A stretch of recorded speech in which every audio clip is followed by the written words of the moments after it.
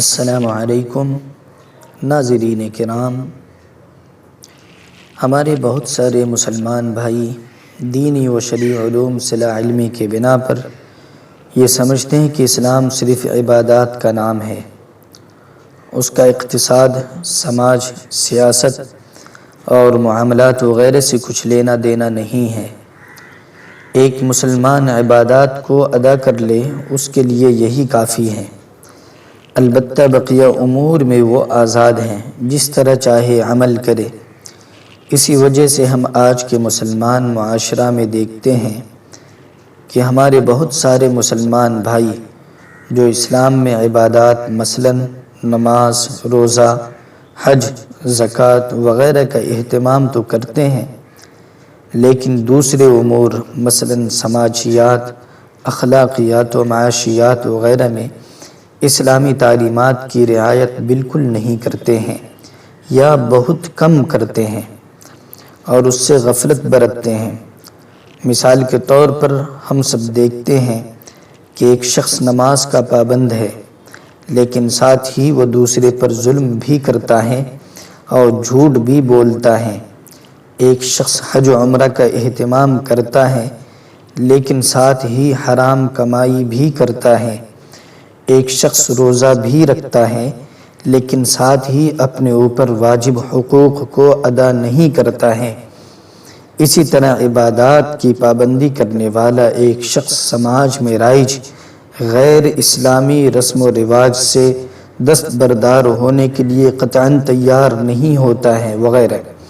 دراصل یہ سوچ و فکر سراسر غلط ہے، اسلام کے مخالف ہے۔ ایسا وہی سوچتا ہے جس کو اسلام کا علم نہیں ہے۔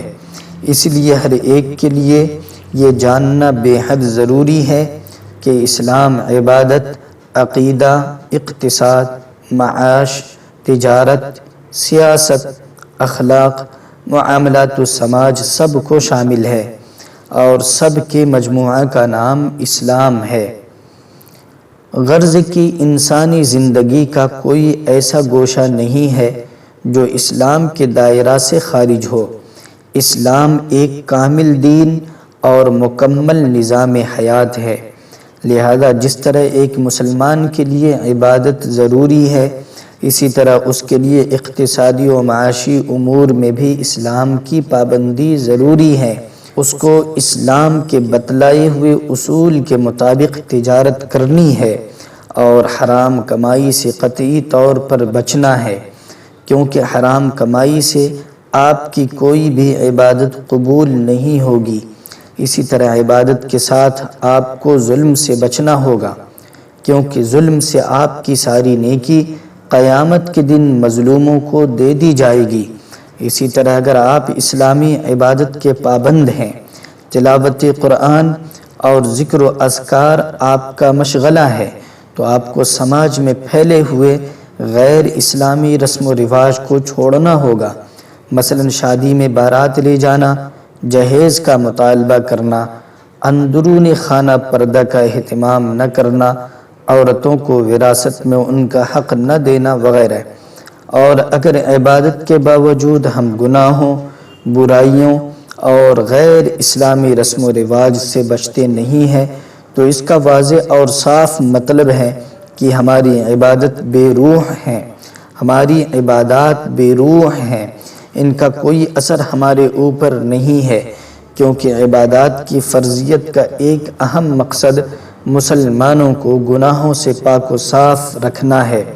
خلاصہ کلام یہ ہے کہ اسلام صرف عبادت کا نام نہیں ہے، بلکہ وہ انسانی زندگی کے ہر شعبہ، اخلاق، معاملات، سماج، معاشرہ، تجارت، سیاست وغیرہ سب کو شامل ہے۔ اور جس طرح اسلام میں شعبہ عبادت کی ادائیگی و پابندی ضروری ہے، اسی طرح دیگر شعبوں میں اسلامی تعلیمات کی پابندی ضروری ہے، تبھی ہم دنیا و آخرت میں کامیاب ہو سکتے ہیں، ورنہ اس دنیا میں ذلت و خواری ہمارا مقدر ہوگی اور ہم اس سے باہر نہیں نکل سکتے ہیں۔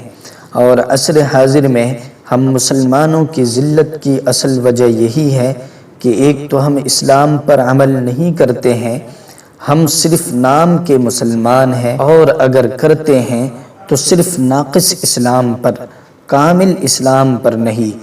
انفرادی، اجتماعی اور حکومتی تینوں سطح پر ہماری یہی حالت ہے، تو پھر ذلت و خواری کے علاوہ ہم کو کیا حاصل ہوگا؟ اللہ عز و جل سے دعا ہے کہ وہ ہم تمام مسلمانوں کو کامل اسلام پر عمل کرنے کی توفیق عطا فرمائے۔ اللہ رب العزت سے دعا ہے کہ اللہ رب العزت ہمیں بھی عمل کرنے کی توفیق عطا فرمائے، اور آپ کو بھی۔ آمین۔ والسلام علیکم ورحمۃ اللہ وبرکاتہ۔